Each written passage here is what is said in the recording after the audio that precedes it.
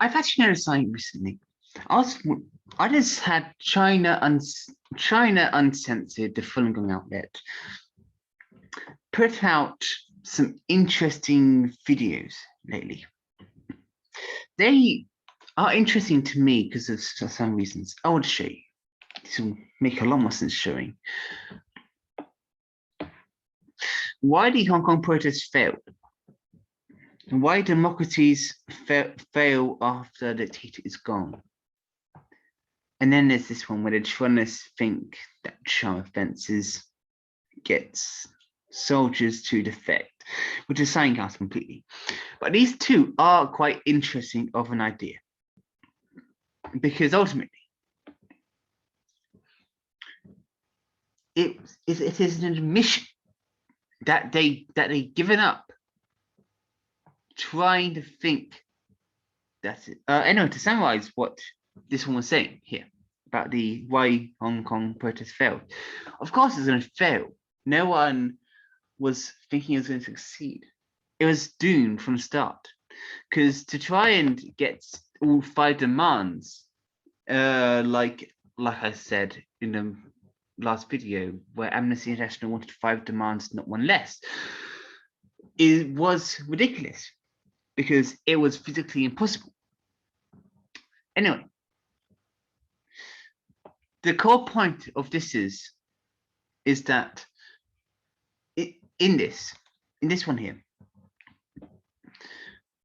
I'm not actually gonna watch the video since you don't need to watch the video at all.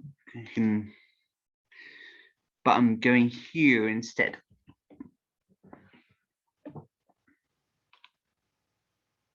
Close these quickly. Good. What is interesting is that he actually the person who wrote this book here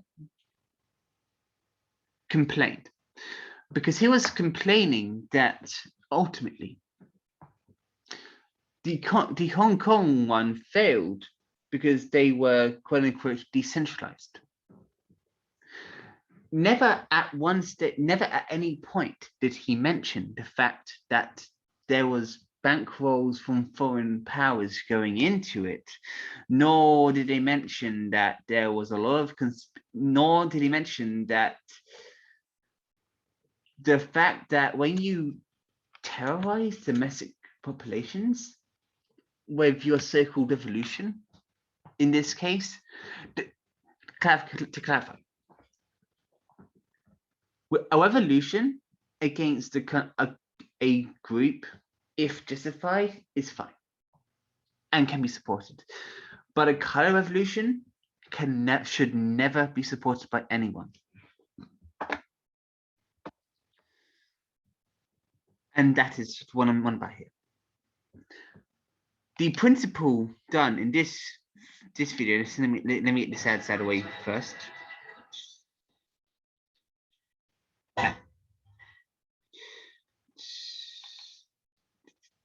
This person here wants to promote is essentially that is essentially that of a thing of where he actually said something interesting in this, obviously as much. So side note, I know, but that's okay.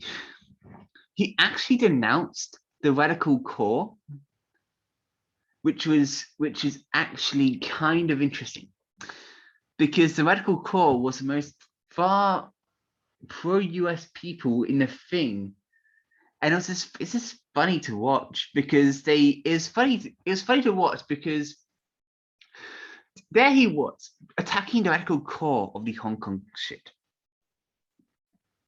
and meanwhile at the same time not actually fully admitting that those people were not just violent, but literally doing terrorism on the infrastructure. It was not a very clear thing. It was clear what he was trying to say, of course, but as you get with all anti-China people, it's all very much double talk. They want to promote one thing and promote the failings in a more saturated manner as to justify things. Anyway, back to this. The key thing here is, let's look at this.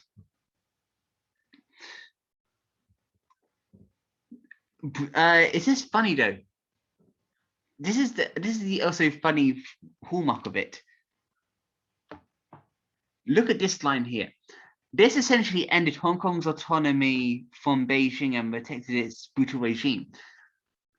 This shows that people who actively promote such, and this is someone who actually proclaims to be a trainer of activists to oppose authoritarian regimes, by the way, so it's not a random person, unrelated, as I said before. And he's part of this group here, which is pretty much, I don't know if it's a Ned funded one or not, probably is though, but you'll see why I find it funny. He's so vocal about it. They literally proclaimed this on their website. And let's look at this. Let's go to our work section here. Canvas. Here it goes. Let's try and find it. The website doesn't show much aside from just what they want to say. I haven't been pretty proud of anything, but it's worth a shot, nevertheless.